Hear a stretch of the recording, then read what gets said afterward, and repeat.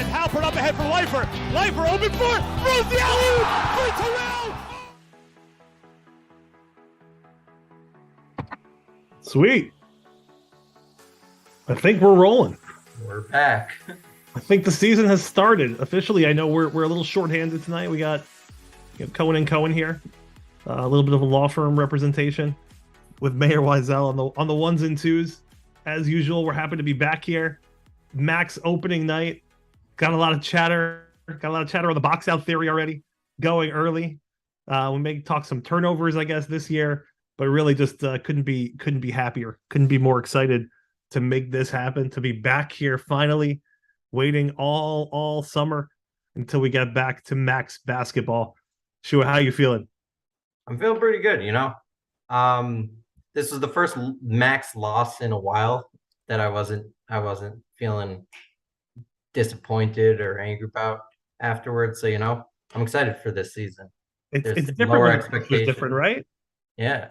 So, we're always positive. We don't even need Bob to tell us to keep up the positivity. To stay positive. Yeah. To be honest, it was fantastic. And like usual, guys, feel free, throw some questions in the chat. Saw some stuff on Twitter already.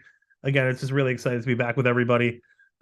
Really excited. We're going to talk some former Macs that they're doing some big things. We'll touch on all kinds of topics. This will be kind of like a, shoot the breeze kind of episode. Had a good game tonight, really. I think that's the lead right now, is that really impressed with the showing. It's great to see a Max team get out to a lead, right? That's something we didn't do. We didn't always do even last season and the seasons before. So great to see a Max team really come out on fire in terms of just playing hard, scoring, and then eventually I think worn down by a couple things, by a really good team, a team that knows how to penetrate, a team that knows how to ball pressure. And when Zach Heim went out with an injury, we're being told that it may be oblique, and hopefully he'll be healthy pretty soon. But really, that's that was the beginning of the end, at least in terms of being able to handle ball pressure and being able to compete for the rest of the game, and sort of chipped away, right? Up 7, up a little bit more early in the game, down 7 at halftime, ended up the game, down, losing by 9, 69-60. Again, offensive output. It's not often, right? You shoot a better percentage than the other team from the field and from 3-point range, and you still lose the game. But the turnover is really a big factor. And St. Joe's ended up taking 15 more shots, I believe, than YU did. So that percentage didn't really come into play.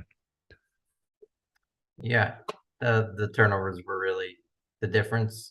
Question why the turnovers, we can get into discussion. But I thought they looked really good. I mean, from what we expected, right there, it's a whole new rotation, a whole new squad. Really, this is their first game. The offense is notoriously an offense that takes a little bit of time and to mesh and to understand the concepts and to start really humming. And I think we've seen it historically, and we saw it again here, where like there was a lot of positives. There was some good ball movement. There were some good shooting, and some really people really impressed me, surprised me. I thought Margasov obviously was awesome, although I expected him to be awesome. I always said he probably faced tougher competition last year than he'll likely ever see in D3. No offense to anybody in D3. But so no, I'm excited for this season. I'm excited to see them grow together. Obviously, Zach Heim looked pretty good in the short time we saw him. He had a very pretty drive and finish that we didn't see much in like seasons past Max. Man, the injury really did seem to get them out of their flow. But yeah, I mean, definitely. Listen, you practice a certain way, you have a rotation, right, and you're using it in practice, and then obviously an injury early on, especially when a team that is not used to playing with each other on the floor, you change the rotation versus probably what you've been practicing with, and things can be much more difficult. I like to point out that I know we had our Microsoft cocktail and Max on the show. Anybody who appeared on the show in the last since last season, that's a good shooting percentage, 5 for 6. So Zevi, we can help straighten things out a little bit. He had a great performance. Also, again, I'm great in terms of, right, like this is his first collegiate game action, right? Like we have to remember, it's not just new team, new rotation, but also the environment, right? First collegiate game action. Probably would have liked to see a little bit more from some of the guys who have been there before.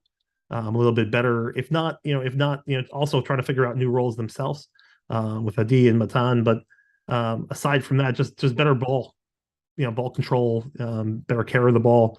Again, contributing to I think 9 of the 21 turnovers. But again, this is a great sign, and we know they have talent, and we know that talent is going to come together. So very excited for that.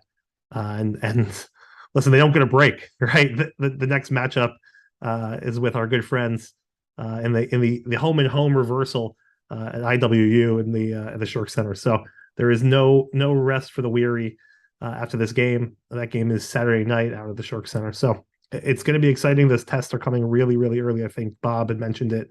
Our good friend Bob Quillman mentioned sort of one of 3, I think, of 419 teams or something like that that are playing 2 top 25, as much as the top 25 exists, preseason, 2 top 25 ranked teams in the first week. It's tough. It's tough, and I think it's going to help them tremendously when it comes to the to the Skyline season. Yeah, I absolutely agree. And no better way to start your college career than, against teams of this caliber. It's been going to IWU. They look like they're going to be very good again this year. So looking forward to that game. Hopefully we don't get down 9-0, was it? 9-0 within the first right off the bat, 30 seconds. Obviously don't expect a victory, but I expect to see them to continue to improve and to show positive signs. Yeah, it might be a very different game. I mean, the IW roster, and we'll see it unfold, but that looks like a bigger team. It's sort of not just bigger in terms of tall height, but also like wide, just a lot of wide bodies, a lot of strength.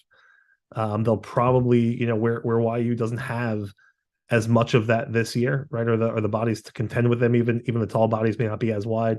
So it'll be interesting to see what happens with the interior defense.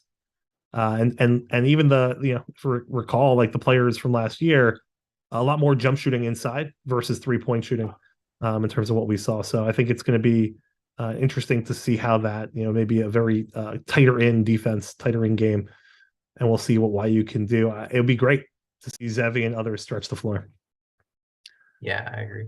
I think we should start pulling out the box out theory excuse before the game starts.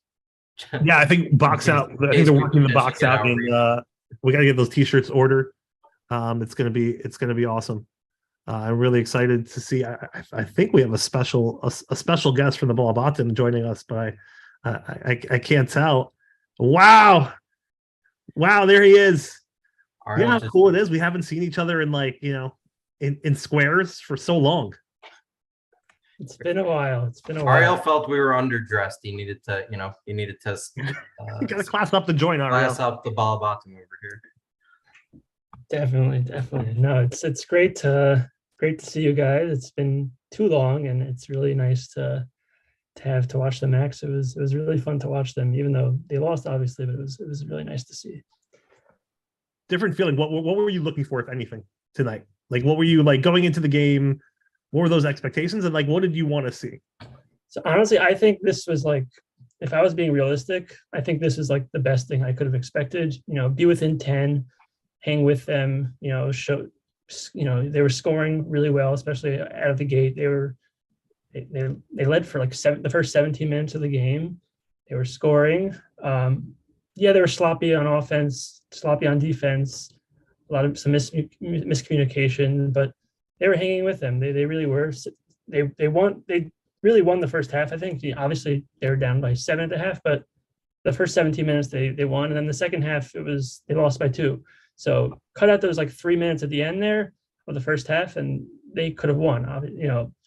Obviously you can't look at it like that necessarily, but they played really well for a bunch of rookies, playing against a veteran team that knows each other, that's been playing with each other for years, and has been ranked for a couple of years now. I was really impressed. Yeah, listening to, I thought it was and I think you can sort of put yourself into Elliott's and Coach Steinmetz's mindset, right? Like he talked about this on the QCast the other day. in terms of like the thrill, right, of sort of coaching a new team again, right? Like it's always a challenge, right? And it's just a different challenge, right? And as a coach, right, a lot of times, especially a coach that comes up through the high school system, we talk about, right, the build, right, liking the build, right? And now we're going back to sort of building the success. And again, even had to build it with the last team, right? Sort of had to build that up through year one, through year two. Again, the pieces didn't all come at once, though, right? They came year after year, sort of additional pieces. Here, you're really starting, especially with Ophek's departure, and it's amazing to see what former Macs are doing in their various new professions. But it's really incredible. But it's really starting from scratch, because even you say, like we're talking about Matana D, Oren, Gav Landau and Zach Muller and Ryan and some of the Boker and other guys who were there before. They have different roles, right? So when they play, it's different, right? They're required to do different things, and there's some additional onus on them. So seeing how that unfolds is going to be interesting. Yeah, agreed. And the rotation kind of still has time to work itself out, but I think let's talk about like Roy Kvici. So he was an unknown. I thought he played really well. I thought he did a little bit of everything. I think he had like 5 assists. Yeah. Few points, bunch of rebounds. If you look at the stats, he had a half a game, I would call it. He had 7 points, 5 assists, 4 rebounds. So he's halfway there. Triple-double. Yeah. Half of a game. Yeah. Half a game special, as they call it. The 10 and 10 and 10. He was impressive. He looked athletic. He got size. He can move around really well. I don't think he wasn't like the big name that we were hearing about. He looked pretty good, in this highlight film. But what could you, it's hard to tell from what that looks like. But seeing on the floor, he looked like he could play. He has a really high potential, I think, because he's very athletic, and I was really impressed. He hit a 3 to open. I think he hit the first 3 of the game. He looked really good. Yeah. Do you think everyone felt comfortable? Like, what did you see out there? Was there anybody sort of trying to feel their way through? Right, felt like they sort of took them a while to get in. Because you look at the stat line, right, and obviously the game plays out differently. But you kind of see when you look at at least the starters, right, even though the minutes may not necessarily be there. With I know Dothan only played 12 and Zachheim got injured. But even if you start to add it up, right, like you have to get a little deep until you get. You have Zevi taking about 19 shots, and then you have to go about 5 or 6 players deep to even get to that, right? Was it a matter of comfort with the ball in their hands, comfort shooting, wondering what their roles were previously? The only one who really, to me, looked really comfortable with the ball in his hands in that regard was Margusov, and just being able to feel comfortable, putting his offense out in display. And I think Zevi looked. Natesh always looks comfortable with the ball. And hopefully so get more open. Zevi looked comfortable. He didn't shoot so well, but the signs were there. He had a lot of shots that are absolutely money for him most of the time that were a little off. But to have the confidence to take 19 shots in your first game against a good team, that's a good sign.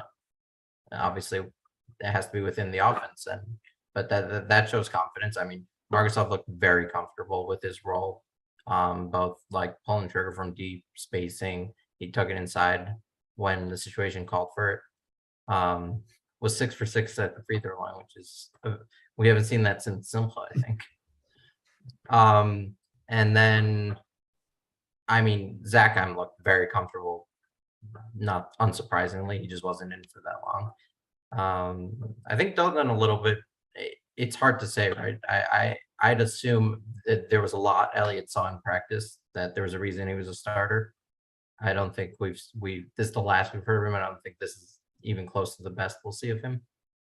Yeah, guys are going to feel their roles. I really think that that's what you see when individually, you could actually see the individual potential. Right now, it's a question of sort of bringing it together as a team. I'm predicting the upset at the Shurk Center. I'm here. I'm predicting against IW or against. I just said upset at the Shurk Center. All right, Ariel, you don't have to qualify everything. Okay.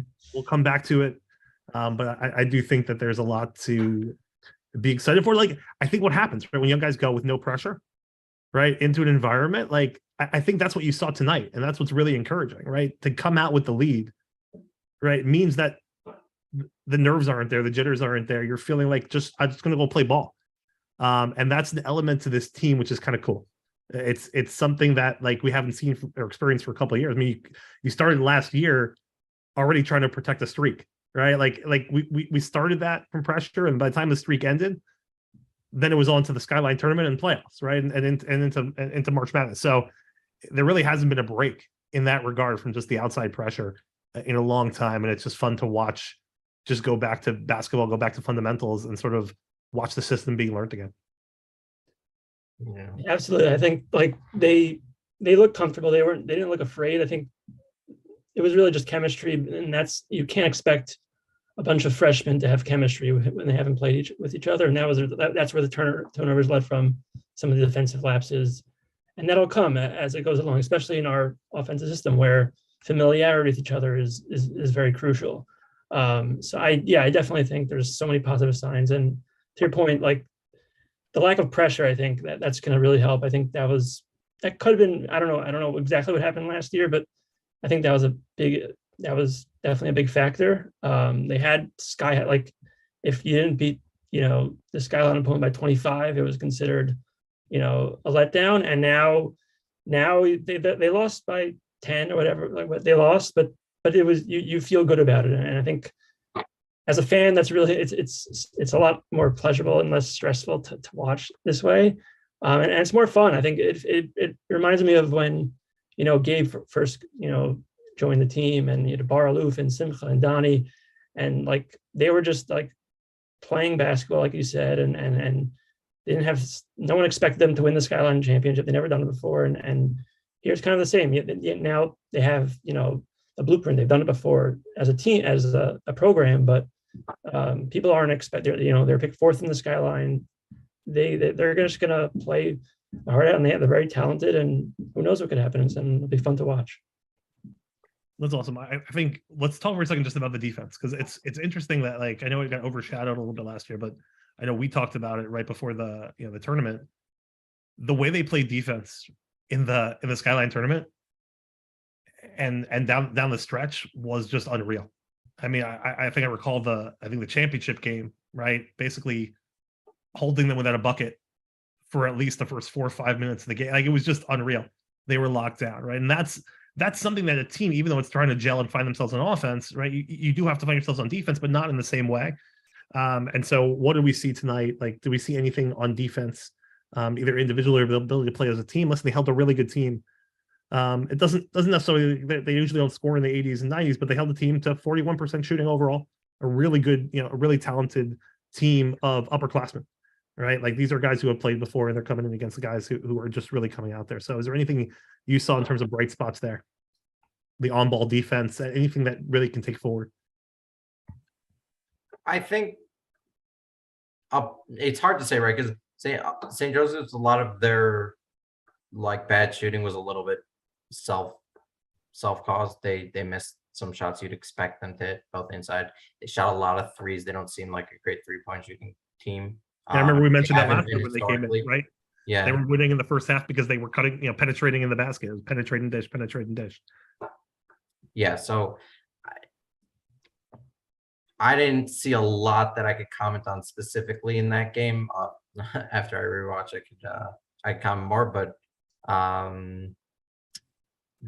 think there was nothing that was stuck out as terrible.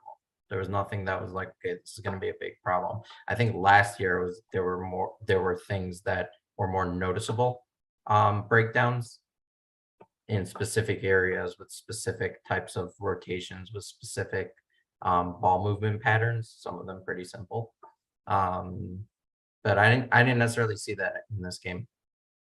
I didn't see anything shut down. I didn't see anybody who stuck out as, oh, that guy's going to be very hard to score against. But there wasn't anything that stuck out as too bad either.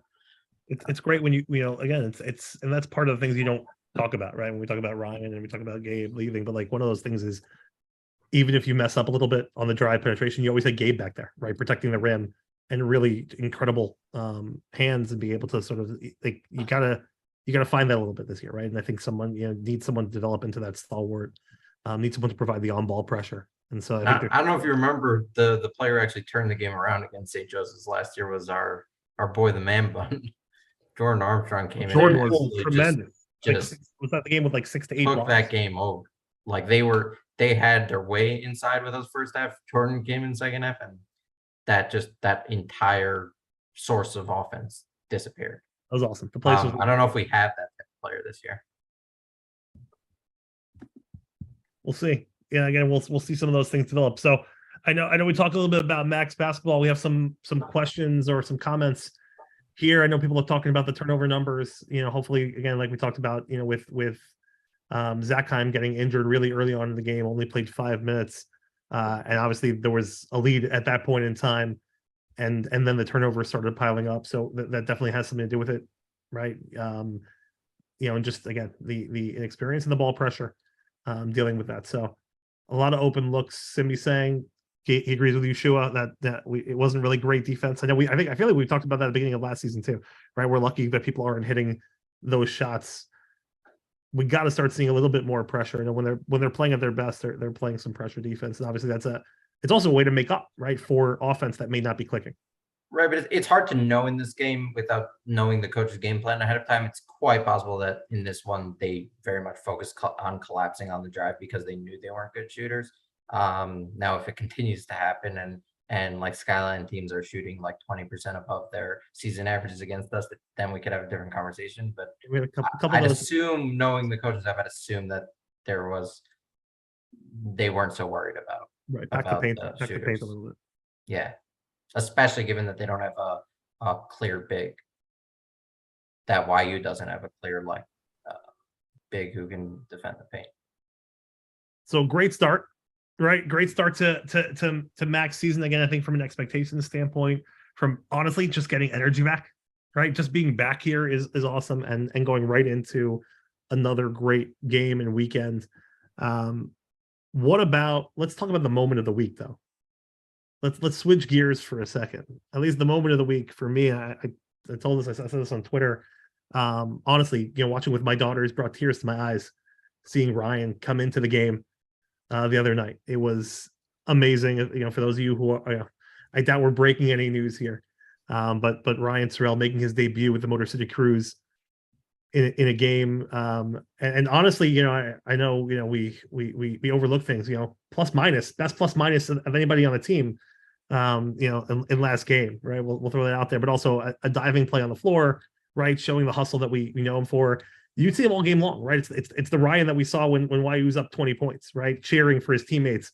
So that'd be fine. Like doing all those things that just they're additions to why he's there, right? It's the kind of player you want on your team, the kind of player you want to encourage. And I know that there's with some injuries there with Sykes pulling a hamstring, and we'll see how long it takes. It may add to his rotation. But what a moment! Like, what do you guys see, feel if you didn't watch it live, but again heard about it? What are your thoughts? Yeah, I turned it on right. I think I got really lucky. I turned it on 30 seconds before he came in, and it was just really special to see. The first thing they were showing was the young fans cheering him on. Everyone was going crazy. The crowd was going crazy, and it means a lot to. I think we all know it. He means so much to so many people. In the community, and what he's been able to do is so impressive, and the character that he's shown. I think Bob he speaks about a lot about how after that big Farmingdale loss, I think it was Farmingdale, St. John's, that really tough loss. 30 seconds later, he's signing autographs for kids. He's just a special kid. He was clearly raised really well, and if there's anyone who could do what he's doing, it's him. And we saw how special he is for 4 years. We're so fortunate to have him, and now it's really proud as a fan base to see him go on to do incredible things. It's so special. Yeah, I agree. My brother, sister-in-law, and nephew and sister all went to the game, and my nephew, all he was talking about afterwards was Ryan when he took off his warm-up pants And when he took off his shirt so they could see like the Turell in the back, he was just so excited. And seeing that it's like it's a source of obviously like there's pride in terms of Ryan being able to do it, but like you guys said, he is the consummate like professional. He's just it's amazing, and the amount of time, how selfless he is with his time, and obviously the hard work he put in to get to where he is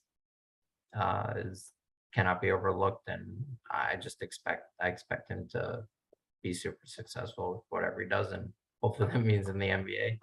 But because that will be even greater moment than the one we had when he had his first minutes in the G League. But with whatever it is, he's an amazing person.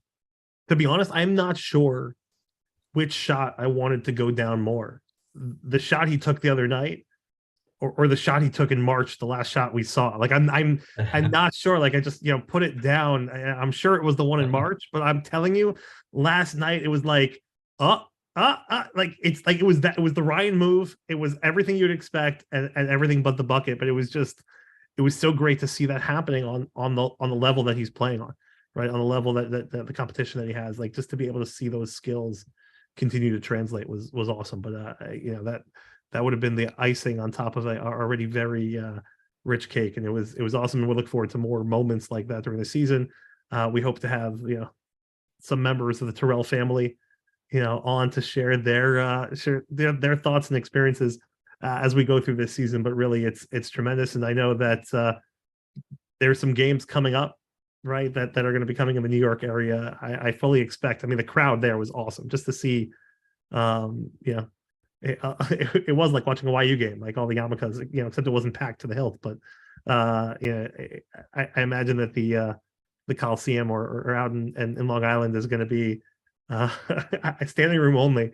Hopefully Ryan, God willing, stays healthy and everything goes well. But if he's not in the NBA already by then, it'll be just an amazing experience. I'm gonna try to catch him early. I'm gonna try to get I said I'm gonna take a road trip to DC. If anybody wants to join in, road trip to DC, December 27th, December 29th. I think they're playing. I can't say it with a straight face, but I think it's called like the Washington Go-Go. I don't even know some of these team names, what's going on, but it's going to be awesome just to be able to take in the atmosphere in DC and again some of the other major areas, right, where you have a Jewish presence. Should be just tremendous, right? Shout outs to Detroit really for showing up, and that you're going to start to see. Hopefully they set the tone for everybody else.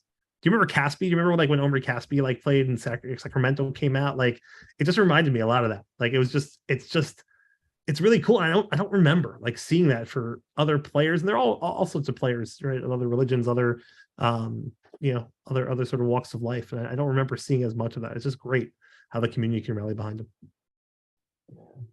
I remember Omri when he was on Cleveland. There was like a night, a Jewish, like on Hanukkah probably, there was like a Jewish heritage night of some sort with him.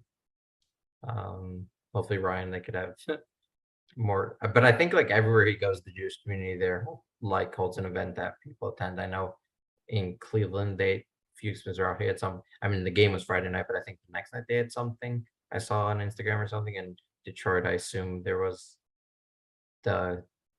some like coordinated effort to go to the game, and I assume everywhere he goes there's going to be the same.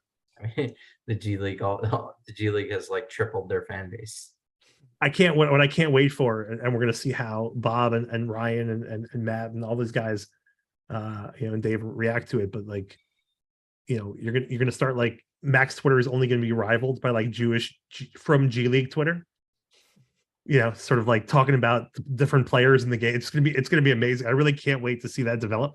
Like, is the Motor City Cruise going to get a pool C bid? That's going to be exactly Motor City Cruise pool C. What's going on with box outs? How are we going to get this going? He got a foul. That about to be that he got his first foul was on a box out, which box out. Well, it was a little bit of a phantom foul. A little bit of a phantom foul. But that's being aggressive, calling it phantom foul. He was boxing up, facing the guy, but other than that, like it's not, that's not a foul by definition. So it was fun to watch it.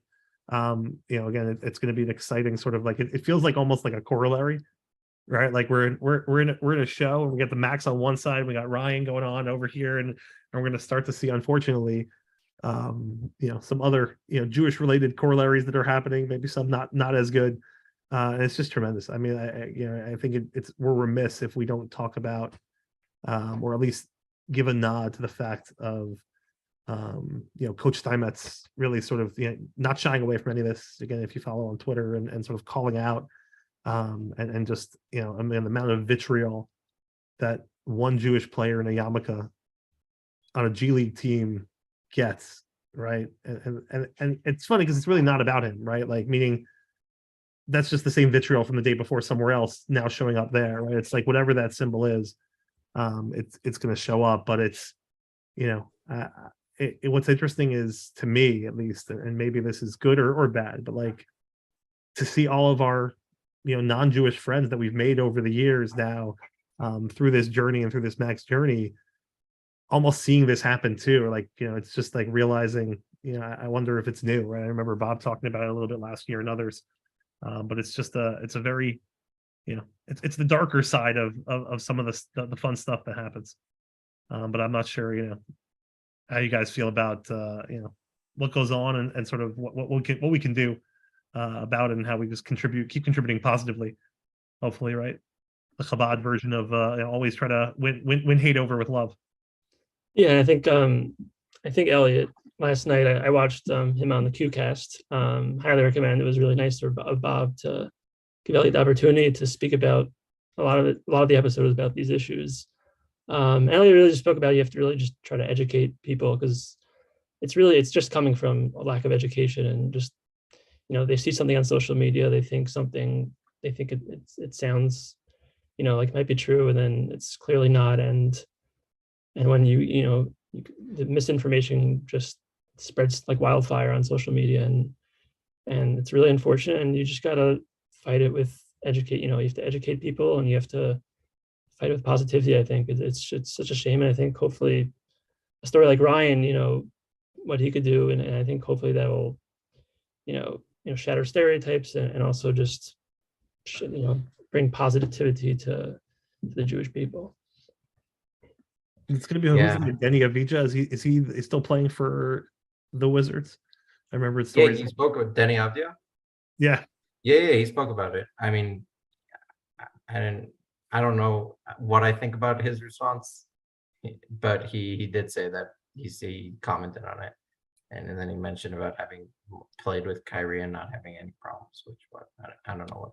I just remember him like last year. I think there was videos that Washington was sharing around, right, of like lighting Hanukkah candles, or doing some other things, right, in teammates. So I think it's that's how it happens, right? I mean, like, I saw an interesting take, which I think really resonated with me, which was that most people who are in that camp, like most people they've never been exposed to Judaism, right? Even if they've been exposed to Jews, they haven't been exposed to Judaism and know what it is. And that there's really an opportunity to show people what Judaism is, right? And I think that's the thing, is like when you get inside, when you're with your players right now, you're talking to a group of people. Like Ryan's on a team with a group of people who may not have been exposed to anything Jewish before, right? In any reality, right? And that's just so huge, right? It's such a big deal that even if it and it won't, but even if it ended tomorrow, right, he's making an impact, right? An impact that I don't know that we could ever make, because we're never going to be put in that situation. So just really excited for that to keep unfolding. Again, health, all the things that he needs, but it's going to be a fantastic ride.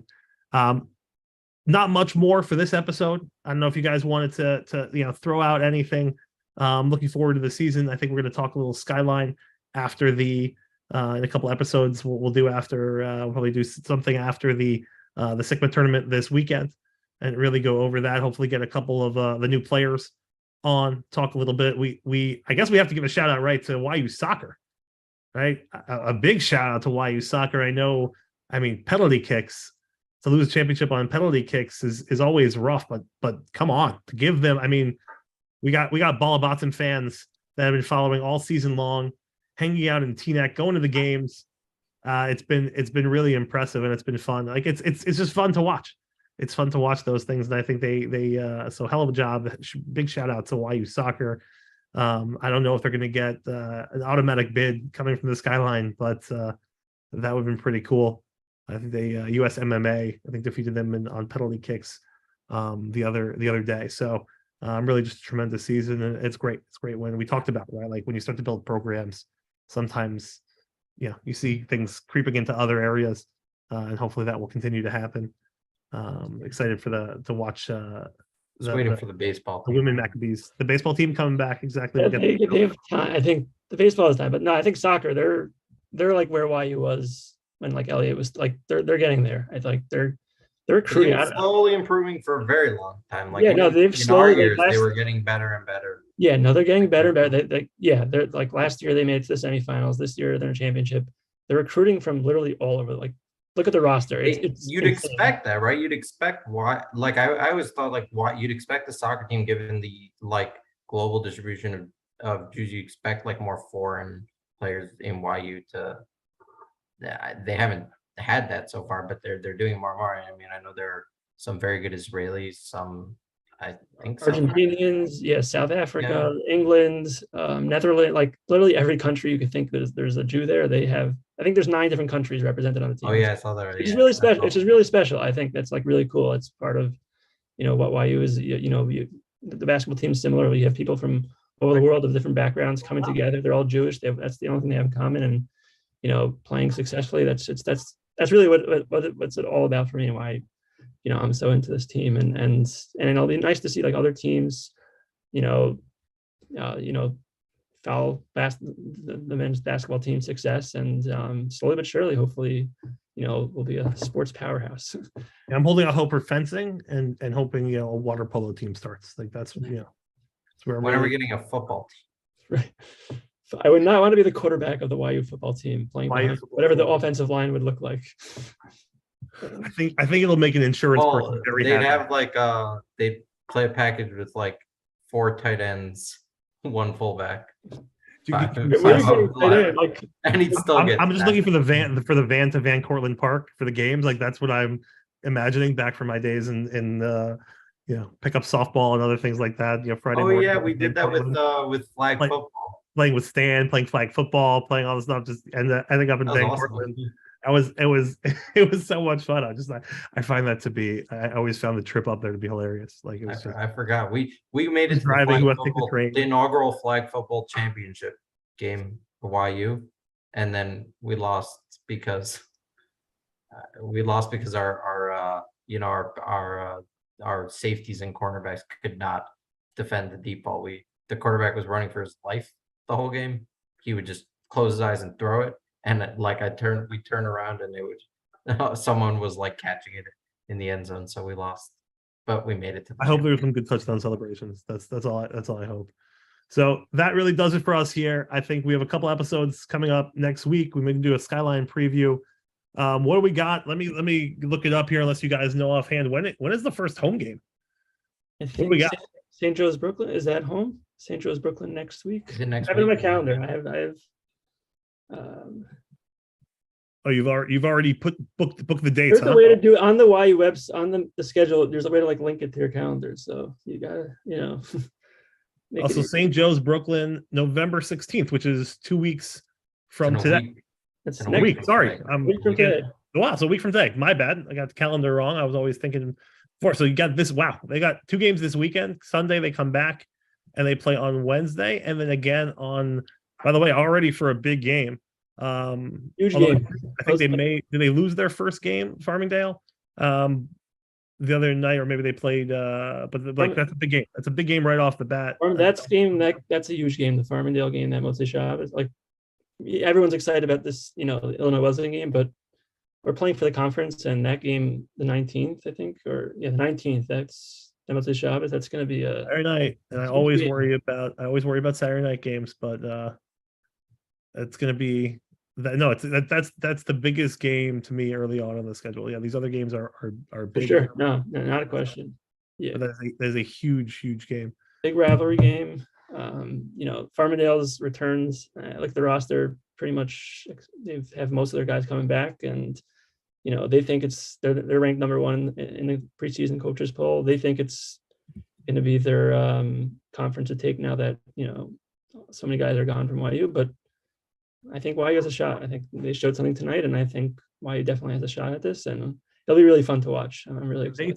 They take a special. I remember the coaching staff. I remember the players. They really want, like, it's a rivalry. It's for now a number of years, obviously, with the championship. Remember the game when YU made the comeback and that wasn't last year? That was they were pretty excited about winning that game.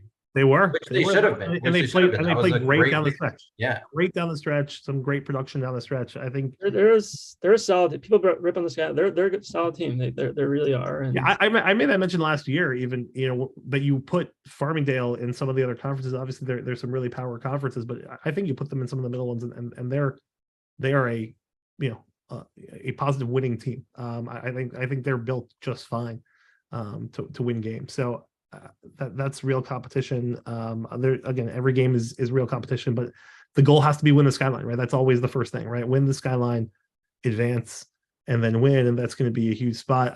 Seeding and playing a home game may be a big deal for the conference tournament. It starts really early. This is not like the NCAA where you play 5-6 games, 7-8 games sometimes before you even start playing your conference schedule. So most teams do that in division, but like YU, because of our schedule, we're I think we're one of probably the first conference games in the that's just the way our schedule is going to be. But yeah, we're having a few tough games, non-conference games, but that'll hopefully get us rolling and to start the conference schedule, because it's going to be big. Every game's going to be big, and it's going to be very tight in the top of the Skyline, and it'll be really exciting to watch. Awesome. So everyone get your watch party. Remember, follow, get updated when new shows are coming. We're going to have a couple, some fun guests. I promise everybody, Ari will be back to do some real openings. We're going to mix up guests so he can, has to create some new material. It's really important. He's working on it right now in the back cave. So everything should be great, back to normal, but we're going to get everything going. Really a pleasure to be back, guys. I missed you tremendously. Missed talking Max basketball. And it's awesome. It's awesome to be back and have this conversation. Love the yeshiva banner, scarf. I don't know what's in the back there, but scarf, yeah, fantastic. Listen, it's getting cold here, so you're gonna need it pretty soon. Shua, it's awesome to see you.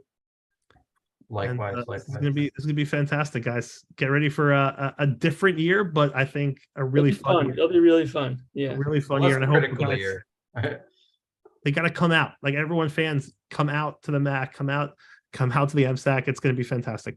You're really going to get to know these guys and start to appreciate just a different game. Seeing it build from the beginning. You can say, like those guys 4 years ago can say, I was there when this team started building towards it. And it's tremendous. So thank you, guys. A pleasure. Thanks to everyone who stayed with us and everyone watching on repeat. We'll be back soon enough, but it's so good to be back. Everyone have a great rest of the week, and we'll see you at the Shark Center Saturday night. Oh, thanks, guys. Thank you. For those on the stream, it may last a while, but really we're closing it down, and we'll be back to cut it later. Have a good night, guys. Good night.